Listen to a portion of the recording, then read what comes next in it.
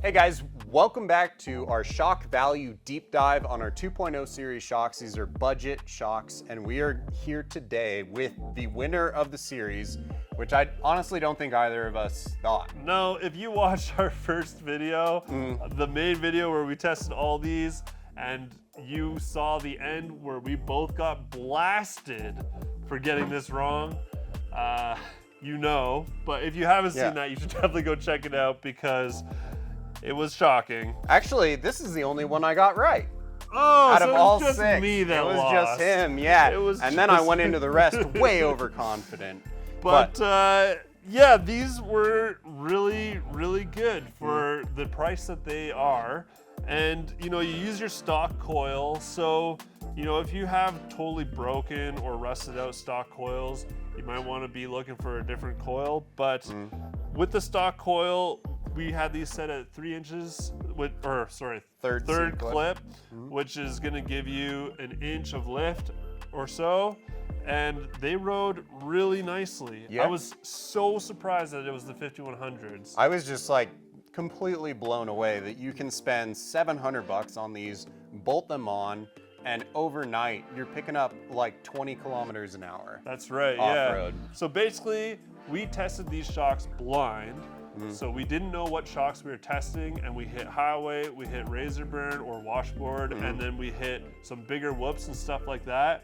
And these handled the highway. I mean, highway, they were all fine. Yeah, there was they were nothing really to say about it.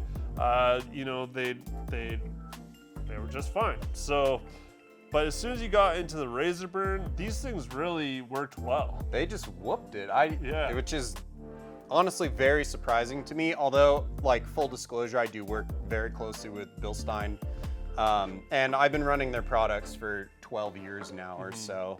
But this one blew me away. I just didn't think this would happen. Yeah, we jumped the truck, we hit big bumps. Yeah. And like Ian said, we picked up like 15, maybe 20 kilometers an hour just by bolting these on. And you know, build quality wise, they use solid bushings, which are really nice. They use, you know, just kind of an average shock body. I haven't really seen too much rust issues with these compared to some of the other options. They have the nice shock boot on. We pulled it down. You can see their shafts are quite small. Which I think may actually be a benefit for them, I especially compared to the old man Emu shocks. And again, I said it in an earlier video, but Bilstein has been going to smaller shock shafts to increase performance. So that's one of the big misconceptions, is that like the bigger the shaft, the better the shock. But if you can get the tensile strength that it calls for and have a smaller shaft, you have less oil displacement and it's gonna ride better. Especially on a leaf sprung truck. Oh yeah. The leaves are taking the load, and this is just providing damping. Yeah. So you don't need those huge shock shafts. And so this little shaft, I don't think you're gonna really have a problem with it. No. But it does give you a better performing shock. So, yeah.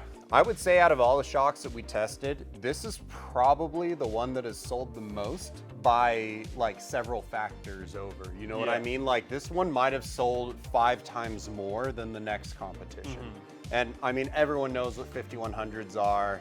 They're they're the shock you get when you're first upgrading your suspension, and it proved it why, man. They're just great. We didn't hit shock fade.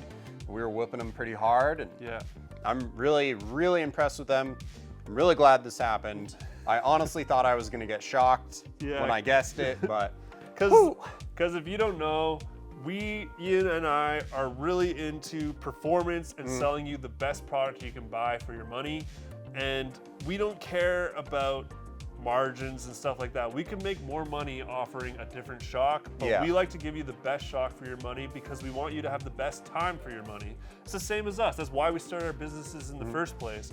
So yeah, I think, you know, these are, for this budget, the best hands down. And yeah, I mean, like the last ones, the Fox 2.5s, they performed similarly. Yeah. They would have been hard to tell apart. There was a couple things that we thought were different. I think they bounced a bit more. They did continue to bounce after landing quite a bit, which is odd for such a big piston. But they were 5 times the price of these. Yeah. So you really can't go wrong. I mean, if we're totally honest, if we were whooping for 3 hours straight, Yeah, these would have hit. these fade. would fade, and then the foxes would have probably been performing better after 2 or 3 hours. Yeah. But I mean, is that worth 5 times the price? Yeah. I'm not sure. Unless you're valving those foxes, I would take these. Yeah. Which I never would have thought I would have ever said in my life. No, I didn't think that sentence would come out of your mouth ever, to be totally honest. It's insane. Yeah. And I know some of the engineers that, work on the 5100 series system, and they're really passionate about what they do. And they even have told me that they've done similar testing to our shock value series. Yeah. And it's funny because they were like, oh, we tested those shocks. I put them on, drove around the parking lot, and just took them off. It was like, we weren't even going to bring them out to the desert. So they're pretty funny. I should mention that we're talking about the Fox Factory Race Series, not their Performance Elite Series, Yeah. which is their newer shock with a better valving and better overall. So we're really interested to try those out. But for now, we've been testing the Factory Race Series, and we'd still take the Bilstein 5100s. Which is also the shock they've been selling for over a decade for that truck. So. So you'd think they would figure out the tuning in that amount of time. Yeah, it's just crazy. It's, Fox and Bilstein, to me, like, they're both such great companies.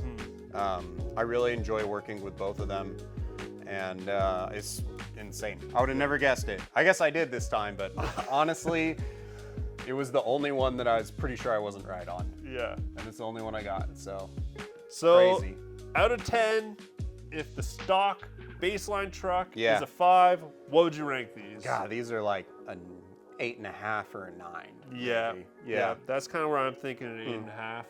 I mean, this is in the budget, mind you. Like if we were comparing these to a higher end shock, they might not be a 9 or an 8.5 anymore. Yeah. But in this series, they were definitely like an 8.5 or a 9. I don't think they could really get that much better, especially for the price. So we've decided that we're going to take these shocks and add them into our next series, which is kind of like a mid-budget option that's somewhere in between these low-budget shocks that we tested and the high-budget shocks that we tested last year, which honestly I'm really excited about because I think that's where a lot of your dollar to fun ratio is. Yeah. But I feel like dollar to fun ratio is like, it's up here with these, It's insane. So we're really pumped. Thank you guys so much for watching. If you haven't watched our full shock value series, I honestly don't even know why you're here watching this right now, and you should just go and watch that. Make sure you like, comment, subscribe, do all that normal YouTube stuff. And if you guys are looking for suspension products at all, it really helps us out. You can check out Overland Outfitters or our own Shop Wheel every weekend. And we're here to give you the best product possible, no matter how much money we make on it. So our margins aren't as good on some of the stuff we sell versus some of the stuff we don't sell, but it's the things we believe in. That's right. So yeah, we really thank you for watching, subscribing, all that stuff, and we'll see you in the next one. Bye.